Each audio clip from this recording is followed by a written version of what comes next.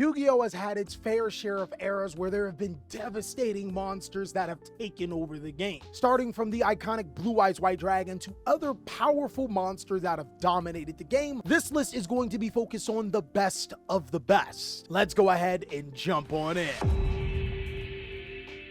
So before we get into this video, we gotta settle a couple of ground rules. The top 10 most devastating boss monsters will only be monsters used in the main deck only. So no synchros, no exceeds, no fusions, none of that. And this top 10 list is going to be based on the power of these monsters in their respective eras. So as much as I would like to say monsters like Blue Eyes White Dragon, Dark Magician, and Red Eyes are powerful boss monsters, there wasn't really an era where these particular monsters were amazing. Or we could just straight up say dominant. Though I do think that these cards are fairly iconic, so I'm going to give them an honorable mention. Blue Eyes did have a particular time where it was one of the strongest decks in the game. It's just Blue Eyes White Dragon itself wasn't the main card for the deck. Dark Magician has also had points in times where it was fairly competitive, but unfortunately, I wouldn't consider it a top 10 boss monster. Then there's Red Eyes Black Dragon. It's cool. Those monsters easily make the honorable mention, but when we start talking about the top 10 most devastating boss monsters, cards that make you shiver when you hear their name for their particular era, technically Summon Skull could also be thrown into this category, as this was a monster that required one tribute and was as strong as Dark Magician and solved a particular situation in Yu-Gi-Oh! But I'm actually going to give the first nod to a monster that came out in Feral Servant and was completely devastating. Jinzo was a game changer when it first came out. Being able to negate all trap cards on the field was crucial, and for 100 less points, it actually had an effect that really mattered. On top of that, Jinzo is one of the most iconic monsters in Yu-Gi-Oh's history, being a level 6 monster that not only stopped powerful cards like Torrential Tribute, Bottomless Trap Hole, and Sakuretsu Armor, but also being a card from the anime was easily a nod in my top 10. Now, Jinzo may seem harmless in present-day Yu-Gi-Oh, but back in the day, this card was a legitimate monster. Boasting 2400 attack and only being one tribute, this card is only a little bit weaker than Summon Skull, but actually has an effect that shuts down 1/3 of the game. See, back when all of the colors on the cards actually mattered, trap cards were incredibly powerful. Between cards like Mirror Force, Bottomless Trap Hole, and even Sakuretsu Armor, those cards took you activated my trap card to a whole nother level. But unfortunately for them, Jinzo got rid of it. Jinzo was so powerful at one point in time, it had to be hit on the forbidden list. It was limited for quite some time. And even though trap cards have taken a back seat for the most part, there was recently a huge tournament where a player was using Jinzo to recent success. Now, I'm not gonna lie, it was incredibly hard making a list like this, and it's mainly because there were so many awesome, powerful boss monsters in Yu-Gi-Oh! But I really enjoyed making this video and talking about some of the best cards in the game. And if this is something that you genuinely want to see, because it is new to the channel, I want you guys to post down below in the comment section, but also be sure to hit that notification bell so it can be known when videos like this come out. They're really fun to do. But progressing just a little bit forward, there is another main deck monster that was a complete dominant asset to anyone's deck. The thing that I liked about this card is that it's fairly generic, but it still does fit inside of an archetype. Cyber Dragon was that card when it came to powerful boss monsters. And the main reason is because Cyber Dragon had 2100 attack and can summon itself to the side of the field as long as you didn't control a monster and your opponent did. When Cyber Dragon first came out, this was huge, and it's because not only was Cyber Dragon stronger than any level 4 or lower monster in the entire game, it also was a special summon, so you could actually tribute it off for one of your Monarch cards. And I know this is about top main deck monsters, but the utility for Cyber Dragon was actually incredible. Getting multiple Cyber Dragons into your graveyard allowed you to be able to summon Cyber Twin Dragon, which can inflict a ton of damage. And later on, Cyber Dragon even got Chimera Tech Fortress Dragon, meaning that anytime you went against a machine deck, you can turn all monsters on the field into this monster. And further on down the line, Chimera Tech Mega Fleet Dragon came out, meaning that anytime your opponent has a monster in the extra monster zone, it could immediately be used. Cyber Dragon actually still has utility to this day, which is kind of crazy, seeing that it is roughly a 19-year-old card. Cyber Dragon is literally in his first year of college. He's partying up with the other machines, and in case anything goes down, he can always turn everything into a fortress. Now, Jinzo and Cyber Dragon may have been devastating because how they changed the Yu-Gi-Oh! Card card game, simply being able to stop an entire functionality of the game or just summon strong monsters was huge. But the next card actually changed how we played Yu-Gi-Oh! Forever. Invasion of Chaos is simply one of the most game-changing sets in Yu-Gi-Oh's history. There are still being cards used to this day. And one of the most highly sought after, most powerful cards in the entire game was Black Luster Soldier, Envoy of the Beginning. Now, this card is not to be confused with Black Luster Soldier, the ritual monster. This guy can summon himself just by banishing a light and dark monster. On top of that, he can either banish a monster on the field or attack twice. Black Luster Soldier had the power of being able to summon itself freely like Cyber Dragon and could remove threats off the field. If it ever attacked, a lot of times it could attack twice, which was also devastating. A card that could easily turn the tides of the game. It was actually banned not too long after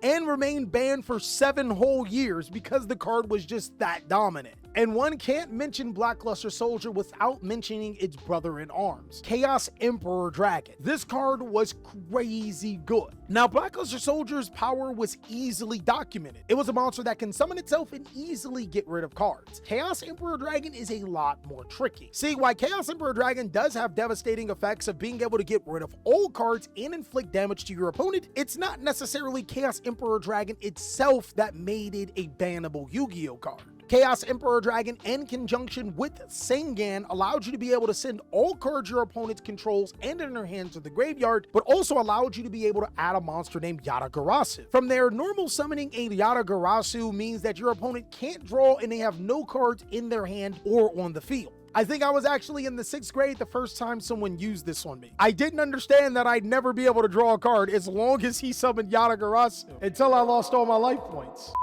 It should really be no surprise that Chaos Emperor Dragon gets 2 cards on this list, and to be honest with you, it could very much have 4. If you guys know the other 2 cards that could be mentioned on this list, go ahead and let us know down below in the comment section. I can't wait to see if you got it right. But moving on to the next era, there's actually 2 cards that pretty much represent both Chaos Emperor Dragon and Black Luster Soldier, Envoy of the Beginning. And what I mean by that is that Konami continues on the light and dark theme with introducing Dark Arm Dragon. Dark Arm Dragon is one of the first instances of us experiencing a tier 0 format. The monster can be freely summoned just by having 3 dark monsters in your graveyard and can destroy 3 cards. Now, Yu-Gi-Oh cards weren't as searchable, but Dark Arm Dragon was outrageously easy to get into and was tide turning, especially considering that monsters like Destiny Hero Malicious, which help you manipulate the graveyard, and later on Plague Spreader Zombie came into existence. A lot of times when Dark Arm Dragon was summoned to the side of the field, it essentially meant that the game was over. Being able to destroy multiple cards every single turn, as well as follow up with more monsters to your side of the field, meant that your opponent could not keep up. It essentially made Dark decks the king of Yu-Gi-Oh for a solid 2.5 years. But fortunately enough, just like Black Luster and Chaos Emperor Dragon, Dark Arm Dragon finally got a counterpart. Judgment Dragon was released in a set later, and this card also had some really devastating effects. At the cost of 1,000 life points, you can destroy all cards on the field. The only difference between Judgment Dragon and Dark Arm Dragon is that Judgment Dragon was locked into just playing Light Sworns, but Light Sworns were ridiculously busted themselves. I will say, needing just 4 Light Sworn monsters in the graveyard with different names and Judgment Dragon being a little bit stronger did give the card a little bit of an edge. And it's especially true when you consider that Dark Arm Dragon went from semi-limited to limited for most of the time these cards were a huge threat, when Judgment Dragon went from unlimited to just semi-limited, giving you the double chance of losing to this card. Fortunately enough, that era of chaos does fade away, but that doesn't mean that boss monsters stop being made.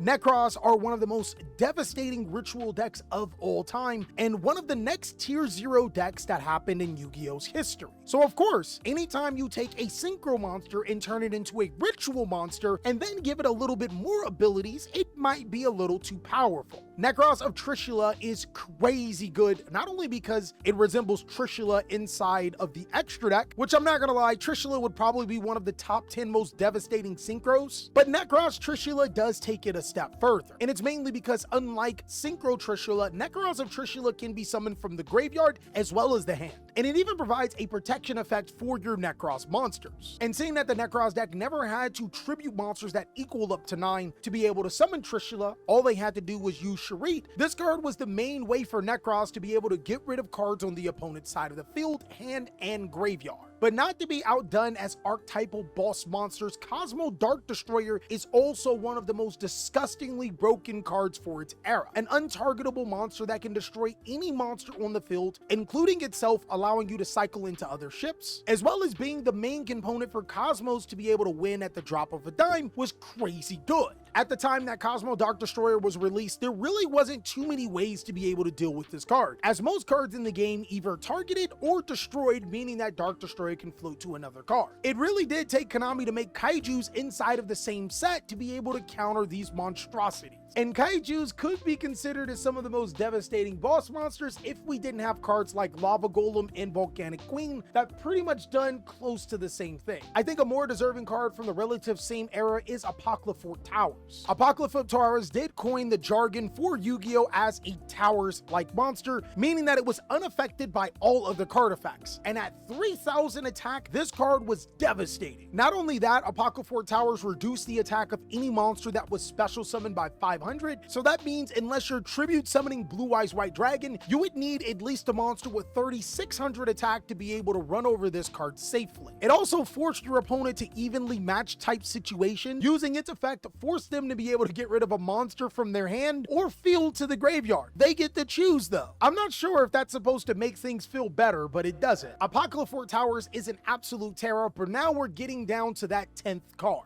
And again, there are so many powerful Yu-Gi-Oh! Boss monsters that could fit this role. Making this top 10 list was hard, and I even had to snub some of the best and some of my favorite cards. So I don't think it should be taken lightly when I say Masterpiece, the True Draco Slaying King, is the 10th card. Now, Masterpiece gets over cards like Ultimate Conductor Tyranno is because Masterpiece is banned on the list, which is almost fair. By tributing monster spells or traps, this card is unaffected by those two components. It's essentially a Towers-like monster. But that's not where it stops exactly. Masterpiece can summon itself by tributing continuous spell and trap cards on your side of the field. In the True Draco deck, you would tribute cards like True Draco Heritage and True King Apocalypse to be able to destroy spell or trap or monsters on your opponent's side of the field, as well as get this card. The next and most important effect is that Masterpiece can banish one continuous spell or trap card in your graveyard to be able to destroy a card on the field. And this is during either player's turn. I think Masterpiece is one of the most perplexing Yu-Gi-Oh! Cards because it seems like a card that can come off in modern Yu-Gi-Oh! But also seems like a card that would be too strong. Regardless, it's truly one of the most devastating boss monsters to have ever been created in Yu-Gi-Oh!'s history. Ironically, it came out during the Pendulum format, and there is so much to talk about. You can go ahead and click on this video where I talk about how everyone hates Pendulum, or you could be sure to check out this video where I talk about why modern Yu-Gi-Oh! Isn't as fun. As always, big dog, I hope you're having an amazing day,